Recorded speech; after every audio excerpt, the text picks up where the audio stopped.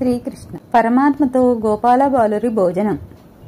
గోపాల బాలురు అఘాసురుడు చనిపోయిన ప్రదేశం నుంచి కొంచెం ముందుకు నడుచుకుంటూ వెళ్లారు. అక్కడ ఒక చెరువు ఉంది. శ్రీకృష్ణుడు గోపాల బాలులతో, స్నేహితులారా, మనం ఇక్కడే భోజనం చేద్దాము. ఎందుకంటే ఇక్కడ దూడలకు నీరు తాగడానికి నీళ్లు ఉన్నాయి. మనం భోజనం చేయడానికి నీడ ఉంది. మనం ఇక్కడే భోజనం చేసి విశ్రాంతి తీసుకుందాం అని అన్నారు. గోపాల బాలురు సరే అన్నారు. అప్పుడు గోపాల బాలురు అందరూ శ్రీకృష్ణుడు మాకు ఎదురుగా కూర్చోవాలి అని కోరారు. శ్రీకృష్ణుని మధ్యలో కూర్చోబెట్టి గోపాల బాలురు చుట్టూ కూర్చున్నారు. గోపాల బాలురు కొంతమంది చద్దన్నంలో మేగడ గడ్డ పెరుగు వేసుకుని అందులో ఆవకాయ, మాగాయ, గోంగూర ఇలా రకరకాల పచ్చళ్ళు వేసుకుని వచ్చారు.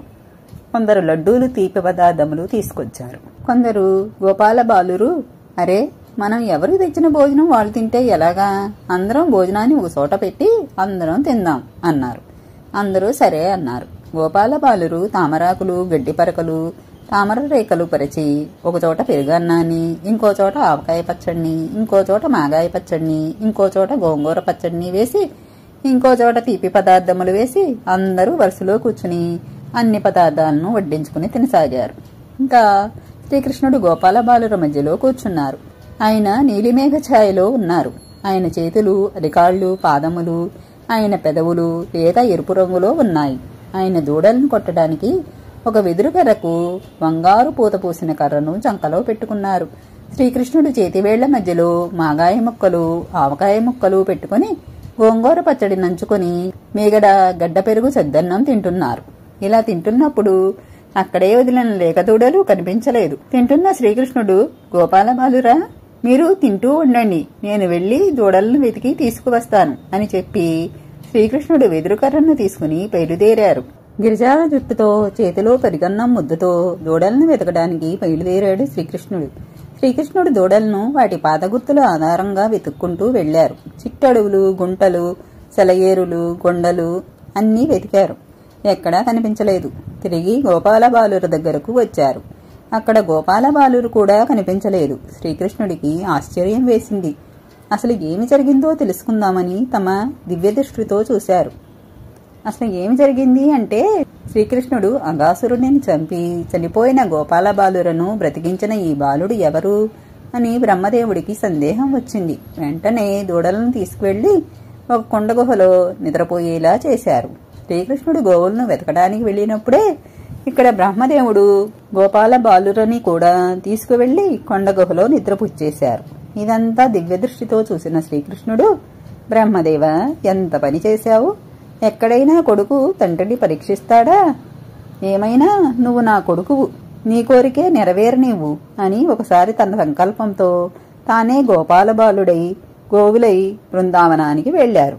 చిత్రంగా రోజు శ్రీకృష్ణుని పలకరించిన తర్వాతే తమ పిల్లలను చూసేవాళ్లు. ఈరోజు ఎవరూ కూడా శ్రీకృష్ణుణ్ణి పట్టించుకోలేదు. అందరూ తమ పిల్లల్ని దగ్గరకు తీసుకున్నారు. ఆవులు కూడా దూడలను ప్రేమగా దగ్గరకు తీసుకున్నాయి. ఇది అంతా చూసిన బలరాముడికి ఆశ్చర్యం వేసింది. అసలు ఏమి జరిగిందో తెలుసుకుందామని తన దివ్య దృష్టితో చూసినా తెలియలేదు. ఇంకా లాభం లేదు అనుకుని శ్రీకృష్ణుడినే అడిగారు. అప్పుడు శ్రీకృష్ణుడు జరిగిన విషయం చెప్పారు. ఇలా 1 సంవత్సరం జరిగింది. బ్రహ్మదేవుడికి ఒక లిప్త కాలం జరిగింది. బ్రహ్మదేవుడు శ్రీకృష్ణుడు ఏమి చేస్తున్నాడో చూద్దామని వచ్చారు. శ్రీకృష్ణుడు, అతని స్నేహితులు అయిన గోపాల బాలురు, ఆవుదూడలు కనిపించాయి. వెంటనే బ్రహ్మదేవుడు గోపాల బాలురను, ఆవుదూడలను కొండగుహలో ఉన్నాయో లేదో చూశారు. అక్కడే ఉన్నారు. ఇక్కడ కూడా ఉన్నారు. బ్రహ్మదేవుడికి అర్థమైపోయింది, ఇక్కడ బాలుని రూపంలో ఉన్నది తన తండ్రి అయిన శ్రీ మహావిష్ణువే అని తెలుసుకున్నారు. బ్రహ్మదేవుడు వెంటనే వెళ్లి శ్రీకృష్ణుడి పాదాలపై పడి తన్ని క్షమించమని వేడుకున్నారు. శ్రీకృష్ణుడు కరుణించి తాను సృష్టించిన గోపాల బాలురు, ఆవుదూడలు వెళ్లి ఆయనలో కలిసిపోయాయి. బ్రహ్మదేవుడు తీసుకువెళ్లిన గోపాల బాలురను, ఆవుదూడలను మళ్లీ యథావిధిగా తీసుకొచ్చి పడుకోబెట్టారు. బ్రహ్మదేవుడు శ్రీకృష్ణుడికి నమస్కరించి వెళ్లిపోయారు. గోపాల బాలురు, ఆవుదూడలు నిద్రలేచారు. గోపాల బాలురు సంవత్సరం క్రితం శ్రీకృష్ణుని చేతిలో పెరుగుముద్దతో కనిపించారు. గోపాల బాలురు, ఆవుదూడలు తిరిగి బృందావనం వెళ్లారు. వెళ్లి యశోదమ్మకు, శ్రీకృష్ణుడు ఈరోజు ఒక పెద్ద పాముని చంపేశారు, మమ్మల్ని రక్షించారు అని చెప్పారు. ఈరోజు బృందావన ప్రజలు మామూలుగా ముందు శ్రీకృష్ణున్నే పలకరించారు.